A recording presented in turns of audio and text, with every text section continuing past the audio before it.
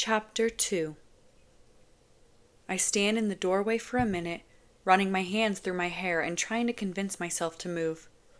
I've developed a sudden headache somehow. I've become a magnet for pain. Other people's pain, my own pain. The thing is, I have no one to blame but myself. I ask the follow-up questions that land me here. I care too much. I make it my business when I shouldn't. And I only ever seem to get shit for it. I shake my head and then wince. The only thing Warner and I seem to have in common is that we both like to blow off steam in the gym. I pushed too much weight the other day and didn't stretch afterward. And now, I'm paying for it. I can hardly lift my arms. I take a deep breath, arch my back, stretch my neck, try to work out the knots in my shoulder. I hear someone whistle down the hall and I look up. Lily winks at me in an obvious, exaggerated way, and I roll my eyes. I'd really like to be flattered because I'm not modest enough to deny that I have a nice body, but Lily could not give fewer shits about me. Instead, she does this, mocks me for walking around without a shirt on nearly every morning. Her and Ian. Together. The two have been low-key dating for a couple of months now. "Looking good, bro." Ian smiles. "Is that sweat or baby oil? You're so shiny." I flip him off. "Those purple boxers are really working for you, though," says Lily. "They suit your skin tone." I shoot her an incredulous look. I might not be wearing a shirt, but I'm definitely, I glance down, wearing sweatpants. My underwear is nowhere in sight. "How could you possibly know the color of my boxers?" "Photographic memory," she says, tapping her temple. "Lil, that doesn't mean you have X-ray vision. You're wearing purple underwear?" Winston's voice, and a distinct whiff of coffee, carries down the hall. "That's inspired." "All right, fuck off, all of you." "Hey, whoa, I thought we weren't allowed to use foul language." Winston comes into view, his boots heavy on the concrete floor.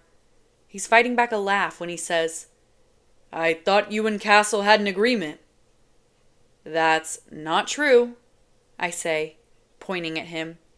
"Castle and I agreed I could say shit as much as I wanted." Winston raises his eyebrows. "Anyway," I mutter. "Castle isn't here right now, is he? So I stand by my original statement. Fuck off, all of you." Winston laughs, Ian shakes his head, and Lily pretends to look offended when, "I am most definitely here right now, and I heard that." Castle calls from his office. I cringe. I used to swear profusely as a teenager, much worse than I do now, and it really used to upset Castle. He said he worried I'd never find a way to articulate my emotions without anger.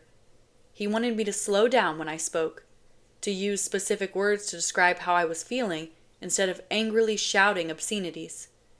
He seemed so worried about it that I agreed to tone down my language.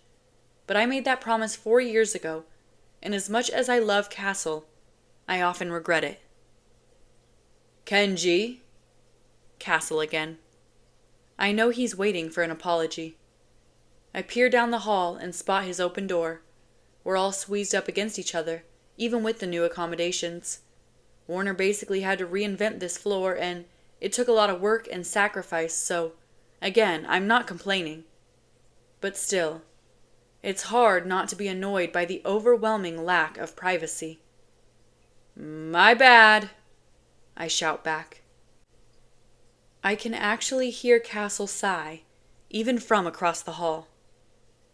"A touching display of remorse," Winston says. "All right, show's over." I wave them all away.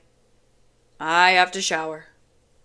"Yeah, you do," Ian says, raising an eyebrow. I shake my head, exhausted. "I can't believe I put up with you assholes." Ian laughs. You know I'm messing with you, right? When I don't respond, he says, Seriously, you look good. We should hit the gym later. I need someone to spot me. I nod, only a little mollified, and mumble a goodbye. I head back into my room and grab my shower caddy, but Winston follows me in, leans against the doorframe. It's just then that I notice he's holding a paper-to-go cup. My eyes light up. Is that coffee? Winston pulls away from the door, horrified. It's my coffee. Hand it over. What? No. I narrow my eyes at him. Why can't you get your own? He says, pushing his glasses up the bridge of his nose. This is only my second cup. You know it takes at least 3 before I'm even half awake. Yeah, well, I have to be downstairs in 5 minutes or Warner's gonna kill me and I haven't had any breakfast yet and I'm already exhausted and I really... Fine. Winston's face darkens as he hands it over. You monster. I take the cup. I'm a goddamn joy. Winston mutters something foul under his breath. Hey. I take a sip of the coffee. By the way, did you, Winston's neck goes suddenly red. He averts his eyes. No. I hold up my free hand. Hey, no pressure or anything, I was just wondering. I'm still waiting for the right time, he says. Cool. Of course, I'm just excited for you, that's all. Winston looks up, shoots me an uncertain smile. Winston's been in love with Brendan for a long time, but I'm the only one who knows about it. Winston never thought Brendan would be interested because, as far as we knew, he'd only ever dated women. But a few months ago, Brendan was linked briefly to this other dude from Point, and that was when Winston opened up to me about the whole thing. He asked me to keep it to myself, said he wanted to be the one to talk about it when it felt right, and he's been trying to build up the courage to say something to Brendan ever since. The problem is that Winston thinks he's a little old for Brendan, and he's worried that if Brendan turns him down, it might ruin their friendship. So he's been waiting for the right moment. I clap him on the shoulder. I'm happy for you, bro. Winston lets out a breathy, nervous laugh that's unlike him. Don't be too happy just yet, he says, and then he shakes his head as if to clear it. Anyway, enjoy the coffee. I need to go get another one. I raise the coffee cup in a gesture that says both thank you and goodbye, and as I turn away to gather my things for a quick shower, my smile slips. Somehow, I can't help but be reminded all the time of my own solitude. I kill the coffee in a couple quick, deep pulls and toss the cup. Quietly, I make my way to the shower, my movements mechanical as I turn on the water.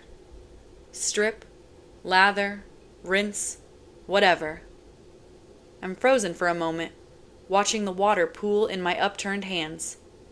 I sigh, press my forehead to the cool, slick tile as the hot water melts my back. I feel a measure of relief as my muscles begin to relax, the heat and steam releasing knots of tension under my skin. I try to focus on the luxury of this shower, on my gratitude for this miracle of hot water, but my less gracious thoughts keep circling me, pecking at my heart and mind like emotional vultures. I'm so happy for my friends. I love them even when they piss me off. I care about them. I want their joy. But it still hurts a little when it feels like everywhere I look, everyone seems to have someone. Everyone but me. It's crazy how much I wish I didn't care. I wish so much all the time that I didn't give a shit about this sort of thing. That I could be like Warner, a frozen, unforgiving island, or even like Adam, who's found his happiness in family, in his relationship with his brother. But I'm like neither. Instead, I'm a big, raw, bleeding heart, and I spend my days pretending not to notice that I want more, that I need more. Maybe it sounds weird to say, but I know I could love the shit out of someone. I feel it, in my heart. This capacity to love, to be romantic and passionate, like it's a superpower I have. A gift, even. And I've got no one to share it with. Everyone thinks I'm a joke. I run my hands down my face, squeezing my eyes shut as I remember my interaction with Nazira last night. She came up to me, I try to remind myself. I never approached her. I didn't even try to talk to her again. Not after that day on the beach where she made it clear she wasn't even a little bit interested in me. Though it's not like I would have had a chance to talk to her after that, anyway. Everything got crazy after that. Jay got shot and everyone was reeling, and then all the shit with Warner and Juliet went down, and now here we are. But last night, I was just minding my own business, still trying to figure out what to do about the fact that our Supreme Commander was slowly marinating in half a pint of Anderson's best whiskey when Nazira came up to me. Out of the blue. It was right after dinner. Hell, she wasn't even present at dinner, and she just showed up. Like an apparition. Cornering me as I was leaving the dining room. Literally backed me into a corner and asked me if it was true, that I had the power of invincibility. She looked so mad. I was so confused. I didn't know how she knew, and I didn't know why she cared, but she was, right in front of me, demanding an answer, and I didn't see the harm in telling her the truth. So I said yes, it was true, and she looked suddenly angrier. "Why?" I said. "Why what?" Her eyes flashed, big and wide and electric with feeling. She was wearing a leather hood, and the lights of a nearby chandelier glinted off the diamond piercing near her bottom lip. I couldn't stop staring at her mouth. Her lips were slightly parted, full, soft.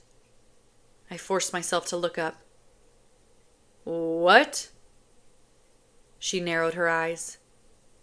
"What are you talking about?" I'm sorry. What are we talking about?" She turned away, but not before I saw the look of disbelief on her face. There might have been outrage, too. And then, lightning fast, she spun back around. "Are you just pretending to be dumb all the time, or do you always talk like you're drunk?" I froze. Pain and confusion swirled in my head. Pain from the insult, and confusion from... Yeah, I had no idea what was happening. "What?" I said again. "I don't talk like I'm drunk." "You're looking at me like you're drunk."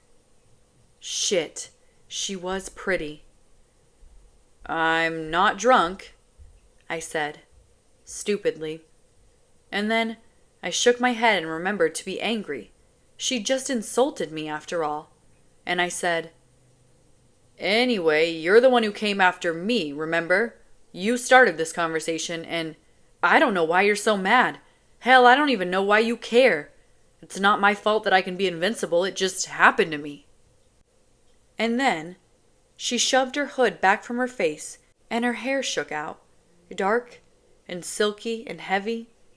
And she said something I didn't hear because my brain was freaking out. Like, should I tell her that I can see her hair? Does she know that I can see her hair? Did she mean for me to see her hair? Would she freak out right now if I told her that I could see her hair? But then, also just in case I wasn't supposed to be seeing her hair right now, I didn't want to tell her that I could see her hair because I was afraid she'd cover it up again, and if I was being honest, I was really enjoying the view. She snapped her fingers in my face. I blinked. "What?" And then, realizing I'd overused that word tonight, I added a, "You're not listening to me." "I can see your hair," I said, and pointed. She took a deep, irritated breath. She seemed impatient. "I don't always cover my hair, you know." I shook my head. "Nope," I said dumbly. "I did not know that." "I couldn't, even if I wanted to. It's illegal, remember?" I frowned. Then why have you been covering your hair? And why'd you give me such a hard time about it? She unhooked the hood from around her shoulders and crossed her arms. Her hair was long, dark. Her eyes were deep. They were a light honey color, bright against her brown skin. She was so beautiful it was scaring me. I know a lot of women who lost the right to dress like that under the reestablishment. There was a huge Muslim population in Asia. Did you know that? She doesn't wait for me to respond. I had to watch, quietly, as my own father sent down the decrees to have the women stripped. Soldiers paraded them into the streets and tore the clothing from their bodies, ripped the scarves from their heads, and publicly shamed them. It was violent and inhumane, and I was forced to bear witness. I was 11 years old, she whispered. I hated it. I hated my father for doing it, for making me watch. So I try to honor those women when I can. For me, it's a symbol of resistance. Huh. Nazira sighed. She looked frustrated, but then she laughed. It wasn't a funny laugh. It was more like a sound of disbelief, but I thought of it as progress. I just told you something really important to me, she said. And all you can say is, huh? I thought about it, and then carefully, no. And somehow, for some unknowable reason, she smiled. She rolled her eyes as she did it, but her face lit up and she suddenly looked younger, sweeter, and I couldn't stop staring at her. I didn't know what I'd done to earn that look on her face. I'd probably done nothing to earn it. She was probably laughing at me. I didn't care.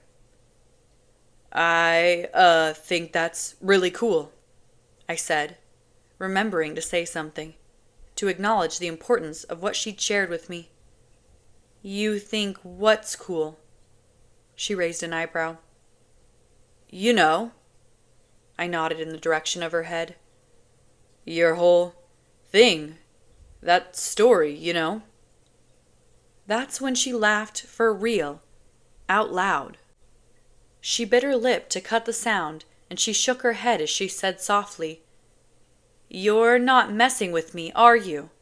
You're just really bad at this. I blinked at her. I didn't think I understood the question. You're terrible at talking to me, she said. I make you nervous. I wouldn't say that you... I think maybe I've been a little hard on you, she said and sighed. She looked away, bit her lip again. I thought that first night when I met you, I thought you were trying to be an asshole, you know? She met my eyes. Like I thought you were playing mind games with me, being hot and cold on purpose, insulting me one minute, asking me out the next. What? My eyes widened.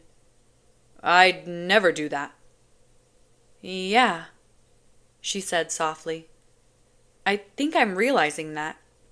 Most of the guys I've known have been manipulative, conceiting jackasses, my brother included, so I guess I wasn't expecting you to be so... honest? Oh. I frowned. I wasn't sure if she meant that to be a compliment. Thank you. She laughed again. I think we should start over, she said, and held out her hand as if to shake mine. I'm Nazira. It's nice to meet you. Tentatively, I took her hand, held my breath. Her skin was smooth, soft against my calloused palm. Hi, I said. I'm Kenji. She smiled. It was a happy, genuine smile. I had a feeling that smile was going to kill me. In fact, I was pretty sure this whole situation was going to kill me. That's a great name, she said, dropping my hand. You're Japanese, right? I nodded. Do you speak? I shook my head.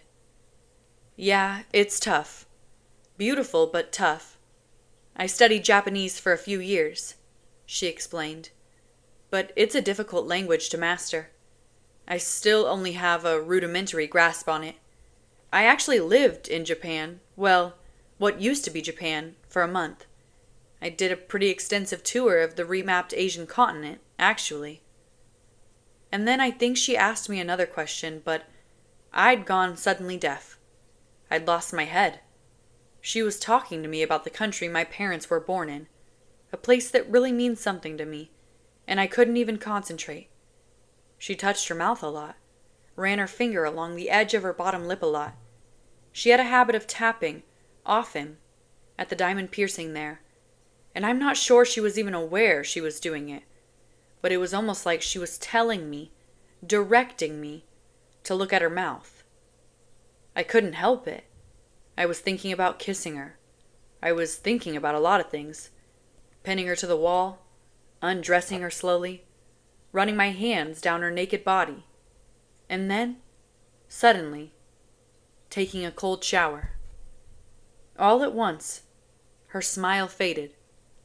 Her voice was soft, a little concerned, when she said, "Hey, are you okay?" Not okay. She was too close. She was too close, and my body was definitely overreacting to her, and I didn't know how to cool off. Shut down. "Kenji!" And then, she touched my arm. She touched my arm and then seemed surprised she'd done it.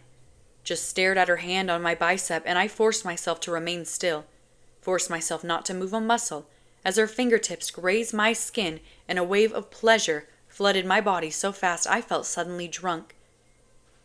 She dropped her hand and looked away. Looked back at me. She looked confused. "Shit," I said softly. "I think I might be in love with you."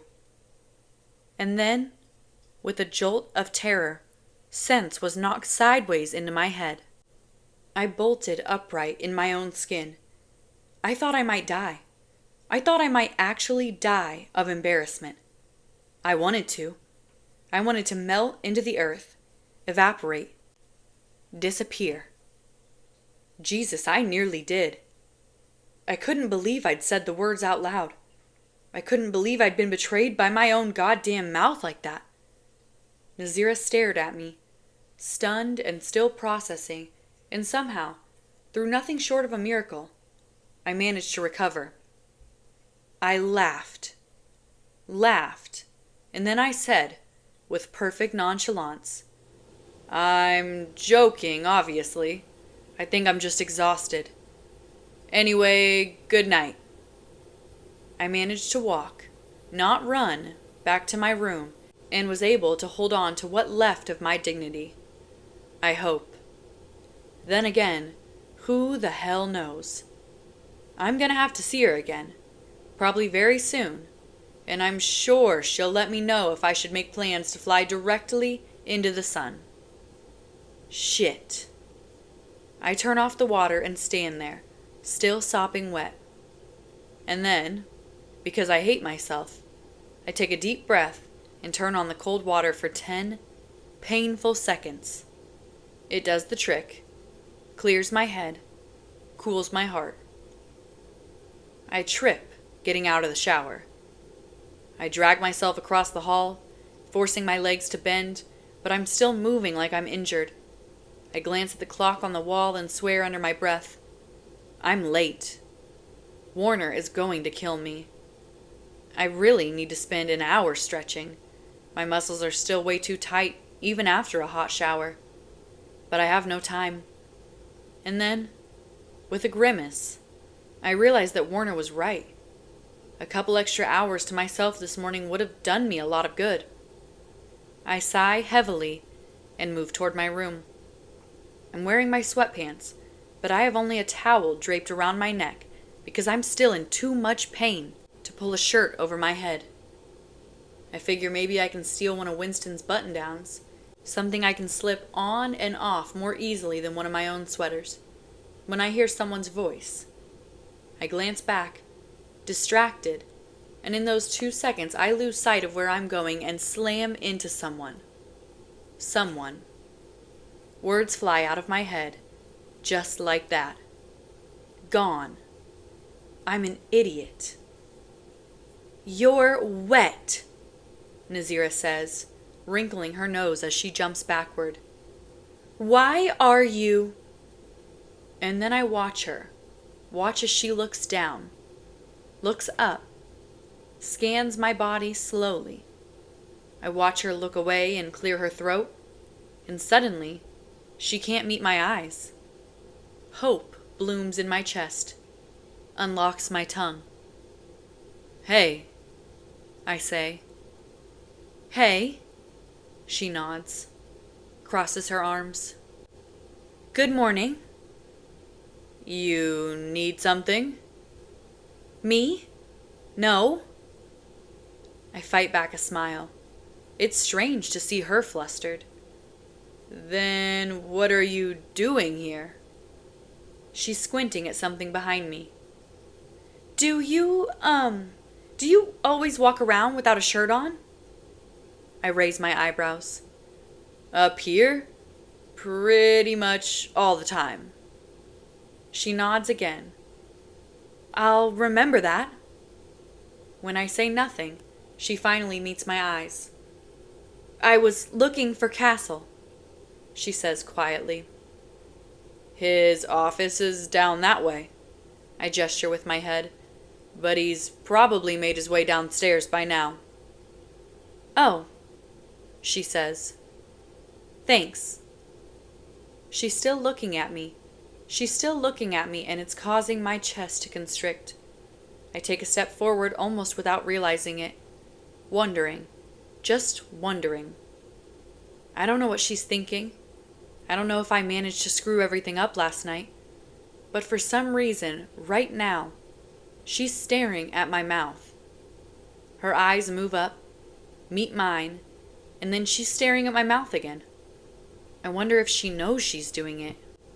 I wonder if she has any idea what she's doing to me. My lungs feel too small. My heart feels both fast and absurdly heavy.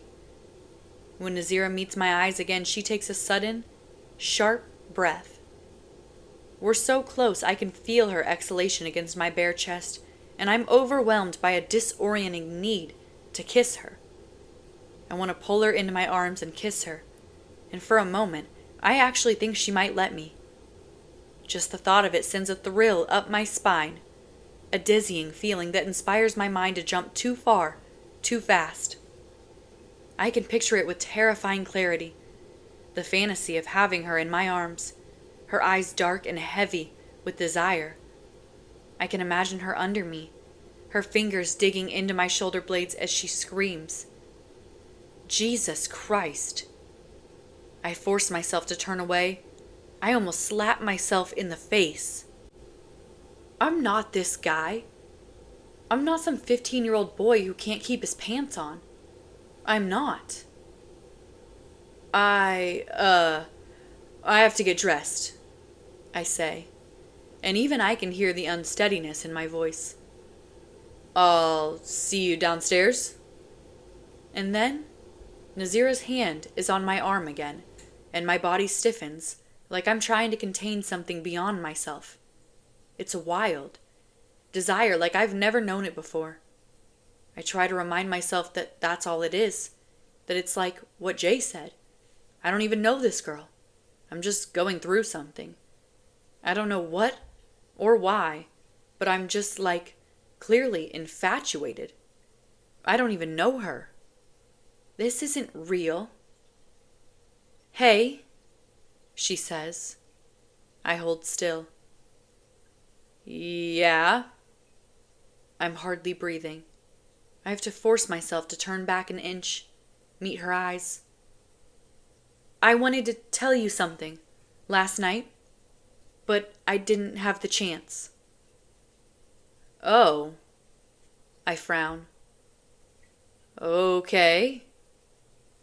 There's something in her voice that sounds almost like fear, and it clears my head in an instant. "Tell me." Not here, she says. Not now. And I'm suddenly worried. Is something wrong? Are you okay? Oh, no, yeah, I'm fine. It's just... She hesitates, offers me a half smile and a shrug. I just wanted to tell you something. It's nothing important. She looks away, bites her lip. She bites that bottom lip a lot, I notice. Well, it's important to me, I guess. Nazira, I say, enjoying the sound of her name in my mouth. She looks up. You're freaking me out a little. Are you sure you can't tell me right now? She nods, shoots me a tight smile. No need to freak out, I promise. It's really not a big deal. Maybe we can talk later tonight? My heart constricts again. Sure. She nods once more.